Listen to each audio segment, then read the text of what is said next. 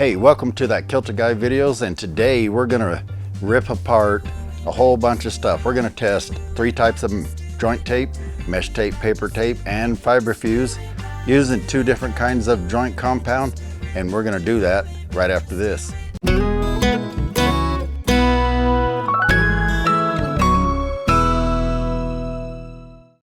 Hey everybody, welcome back to my channel here at that Kilted Guy videos.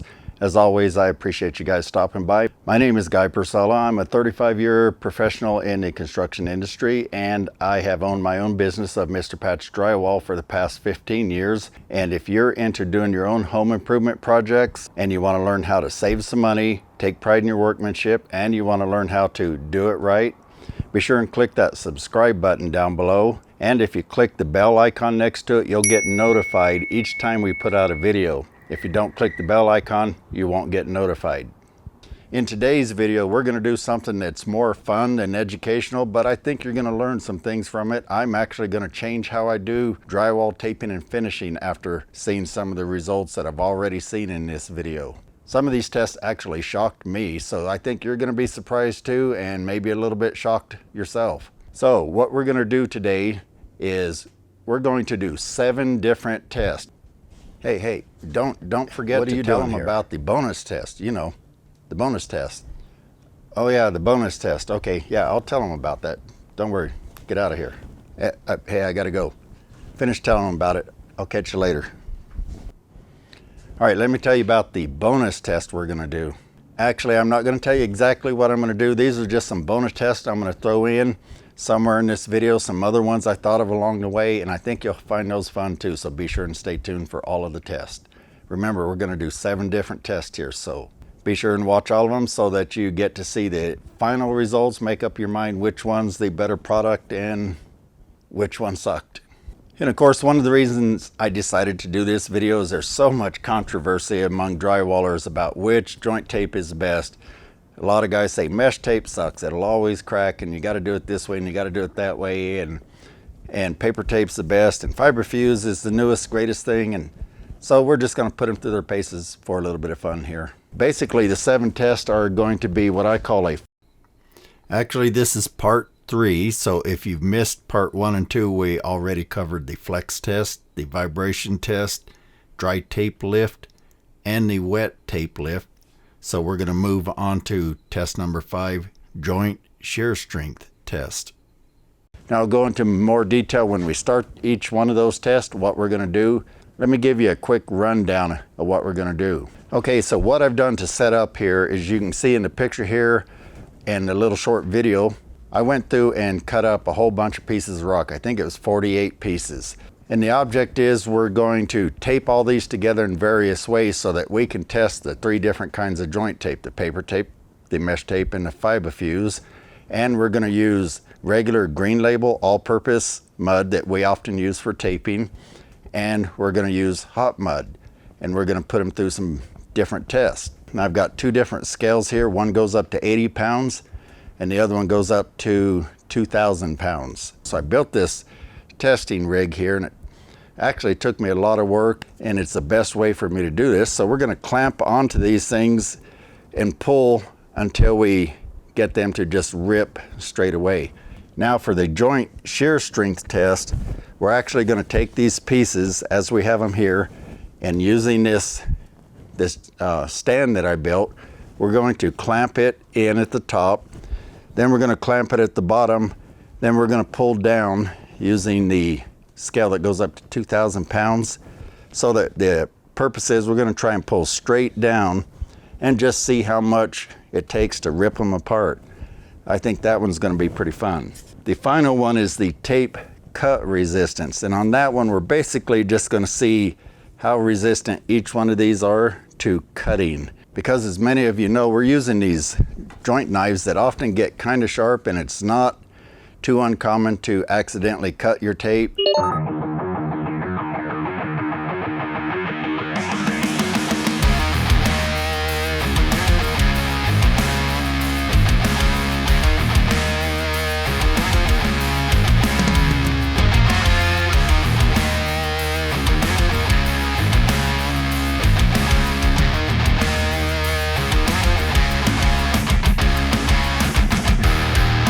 And then after I do each test, I'm trying to learn how to do these tests better. So if you think I did something wrong or I could do it better, or if you have ideas for other tests you'd like to see me do, let me know in the comments. I want to get into doing more of these fun tests. I'm still going to teach how to do drywall repairs and all that kind of stuff, but I want to get into some of these fun tests. Like just a few examples of thoughts I have in mind. I'm going to test the holding strength of various drywall fasteners, like the drywall nails.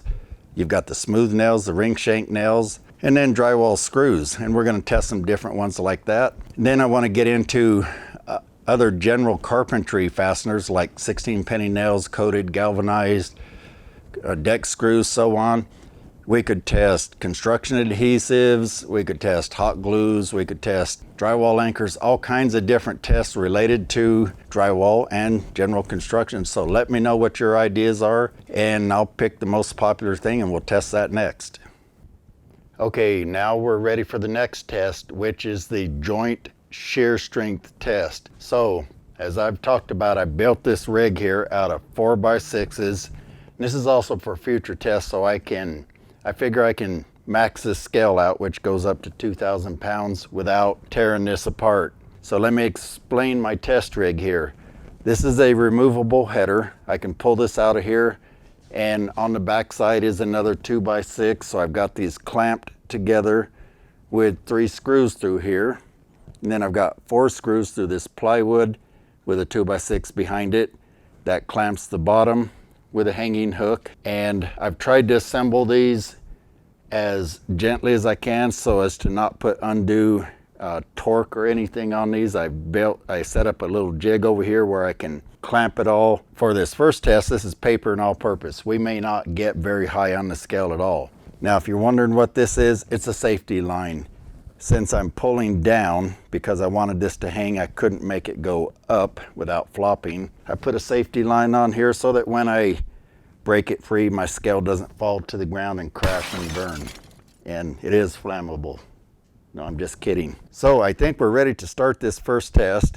Now, you can probably see in the camera here, I've got my iPhone set up in camera because I've got it close here. And the purpose of this is this shoots better high speed, therefore slow-mo footage. It shoots 240 frames a second, whereas my Nikons only shoot about half of that. So I'm going to use these for a slow-mo view and the wider one to show what's going on overall. Now, hey, if you like this video, be sure and subscribe so you don't miss any others, and click that bell icon. And if you're interested in supporting our channel, we now have these Do It Right t-shirts available on our merch shelf down below. And I've got this block and tackle. I gotta remember which camera to look at. I've got this block and tackle set up here. The scale is active. So let's begin pulling.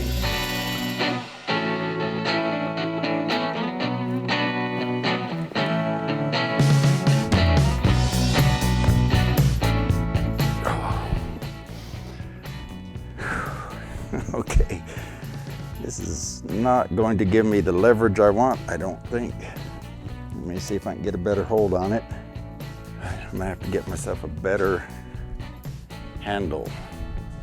Okay, that actually took a lot more force than I thought it would be for just the paper tape. So I'm going to get a new bite on it and some more leverage. And if I have to, I'll get out my come along.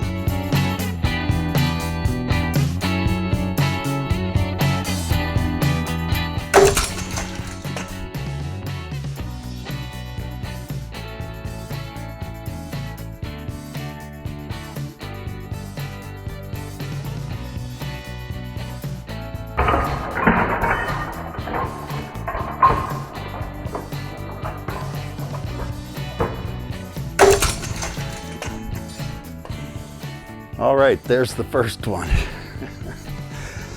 That actually shocked me pretty good. I knew it was gonna do that, but okay, so you can see that basically it just finally sheared off.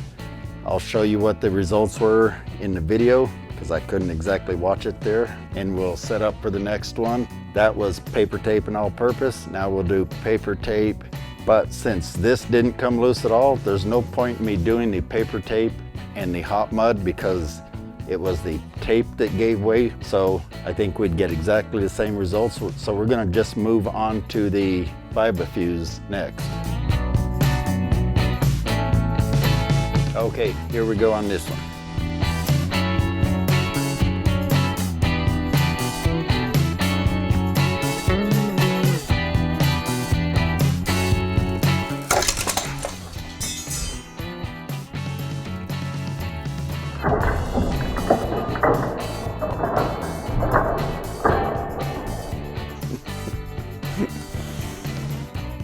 Oh, that is so dramatic. We got a nice clean tear on that one. It did not pull loose from the mud, just like the other one. We'll see what the numbers are on the screen here.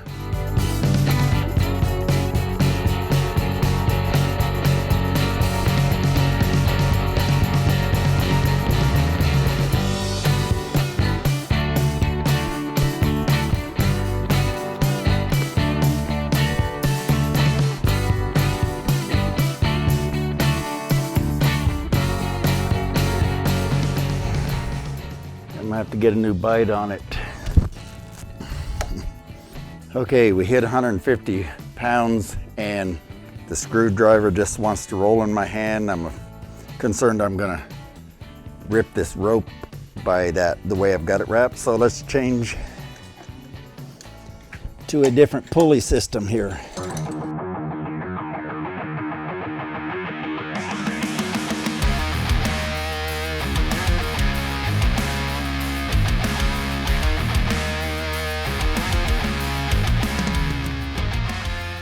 Okay, I changed to a come along. I should be able to get a lot more torque on this, so here we go.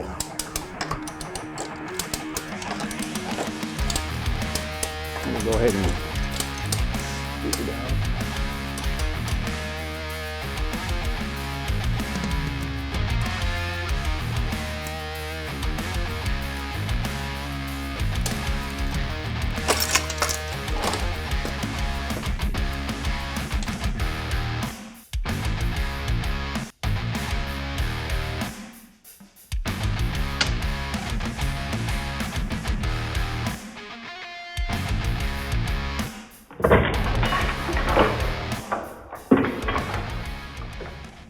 Okay, well, it appears I was pretty close by hand and it took just a little bit more. We'll put that number up on the screen here.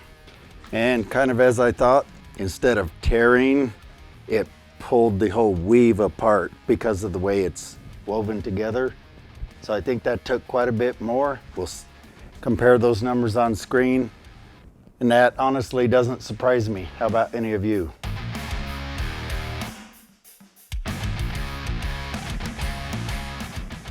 All right, here's one of the bonus tests I came up with. I just thought this might be interesting to see how much strength there is this way versus one that I prepared differently. Now these are the same as I did earlier, all purpose and paper. And all I'm gonna do is kind of wiggle it, and you can see right away it starts opening up because there's just not really much to hold it from moving like that. And so that could cause cracks like it is right there. And if we take and just do a little bit more, it doesn't take a whole lot before it bends over. So that's all purpose and paper. What about if we do hot mud and paper? Does that give it a little more strength? Well, it's not opening up as much. It's got a little more resistance. I don't think it's going to resist a whole lot when I do this, but if we shake it a little bit, it's a little bit tougher for sure, but it doesn't take a whole lot, and we've broken that down. Now here's the one that's different. So one of the ones I'm going to test to be different here is, what about if you have a crack on the back and you pre-fill it? Is that actually stronger? Maybe you want to shim them and purposely leave them apart so that you get a little pre-fill in there, which kind of glues that together. I've always been curious if that might actually make it just a little bit stronger. So we're going to test that. Okay, so here's that one with the shim in it. Let's do the same basic thing here. And I can tell you right now, it's not moving at all. and that's just because we glued that. Now I know that doesn't have a whole lot of holding power, but just doing that, it didn't.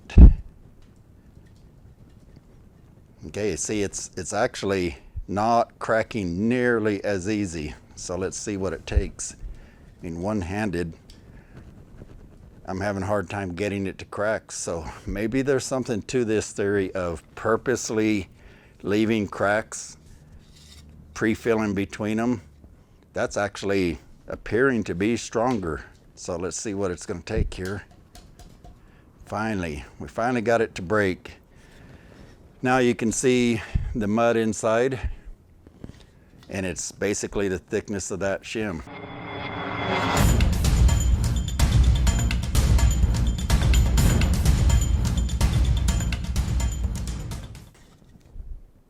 So there you go. Here's another example.